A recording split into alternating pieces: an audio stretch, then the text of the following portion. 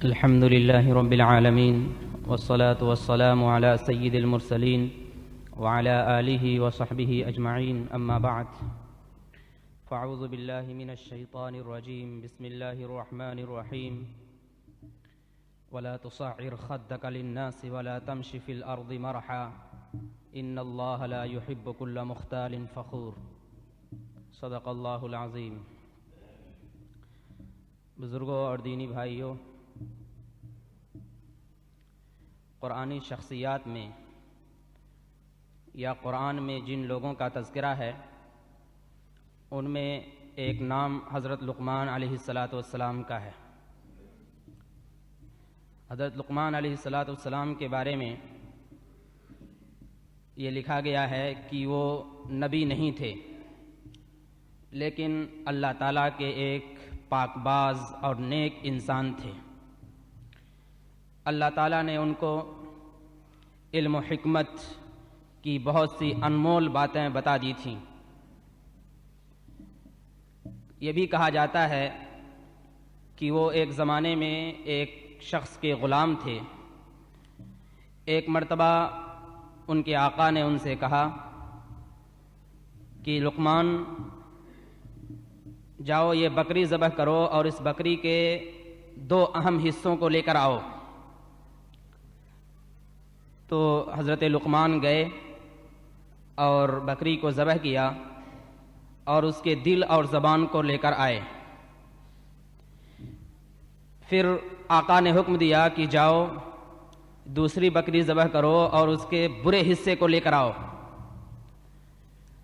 تو لقمان گئے اور انہوں نے بکری کو ذبح کیا اور اس کے برے حصے، خبیث ترین حصے کو لے کر حاضر ہوئے۔ وہ حصہ بھی دل اور زبان سے متعلق تھا۔ آقا نے پوچھا کہ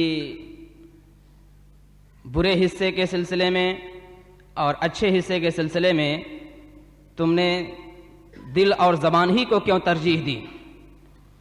تو انہوں نے جو جواب دیا وہ ان کی عقل، ان کی دانائی، ان کی حکمت، ان کی فراست سے متعلق ہے۔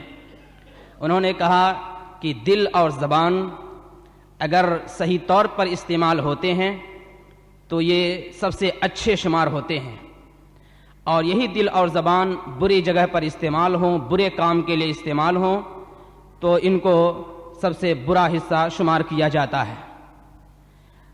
حضرت لقمان علیہ السلام نے ایک مرتبہ اپنے بیٹے کو نصیحت کی۔ قرآن کریم میں ان کی ہوئی نصیحتیں صاف صاف انداز میں ذکر کر دی گئی ہیں۔ ایک نصیحت ان کی یہ تھی کہ بیٹا اللہ کے ساتھ کسی کو شریک نہ کرنا، کیونکہ شرک کرنا یہ بہت بڑا ظلم ہے۔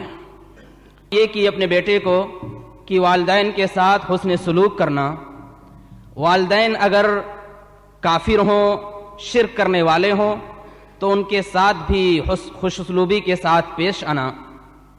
تیسری وصیت انہوں نے یہ کی کہ خیر کے کام، نیکی کے کام، بھلائی کے کام، چاہے وہ چٹانوں کے نیچے ہوں یا آسمان کے اوپر ہوں یا زمین کی تہوں میں دبے ہوئے ہوں، اللہ تعالیٰ قیامت کے دن ضرور بضرور ان کو لوگوں کے سامنے پیش کر دے گا۔ اس کے بعد جو نصیحت کی وہ یہ کہ نماز قائم کرتے رہنا، نیک کام کا حکم دینا، برے کام سے روکتے رہنا۔ آخری جو نصیحت کی تھی حضرت لقمان علیہ السلام نے اپنے بچے کو، وہ یہ تھی کہ لوگوں سے گال پھلا کر مت ملنا، اپنے رخسار کو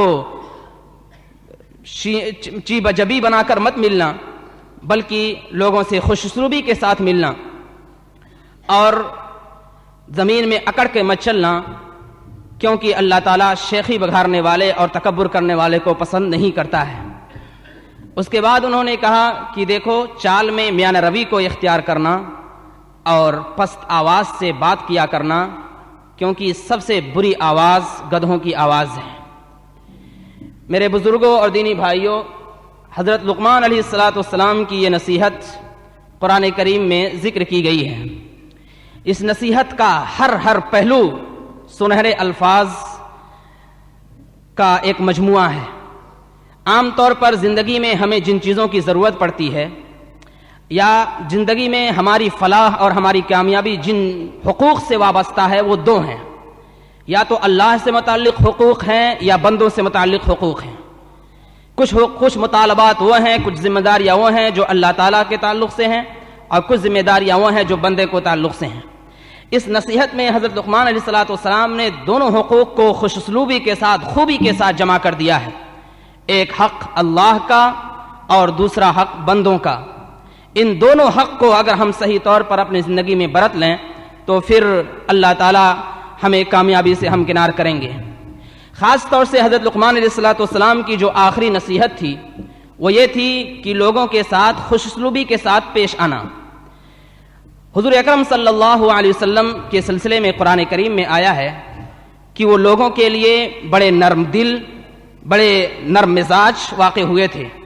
ایک جگہ پر اللہ کے رسول صلی اللہ علیہ وسلم کو اللہ تعالیٰ نے مخاطب کرتے ہوئے کہا، محمد آپ اللہ تعالیٰ کے فضل کی وجہ سے لوگوں کے لیے نرم دل واقع ہوئے ہیں، اگر آپ مزاج کے اکھڑ ہوتے اور دل کے سخت ہوتے تو لوگ آپ کے پاس سے تتر بتر ہو جاتے۔ آقا مدنی صلی اللہ علیہ وسلم نے حضرت عائشہ رضی اللہ تعالیٰ عنہا سے فرمایا کہ عائشہ، نرم روی کسی چیز میں ہوتی ہے تو اس کو زینت بخشتی ہے، اور سختی اگر کسی چیز میں ہوتی ہے تو اس کو بدنما بنا دیتی ہے۔ ایک حدیث میں آقا مدنی صلی اللہ علیہ وسلم نے یہاں تک فرمایا کہ لوگوں، کیا میں تم کو اس شخص کا پتہ نہ دوں جس کے اوپر جہنم حرام اور وہ جہنم پر حرام، جس کے اوپر جہنم حرام اور وہ جہنم پر حرام۔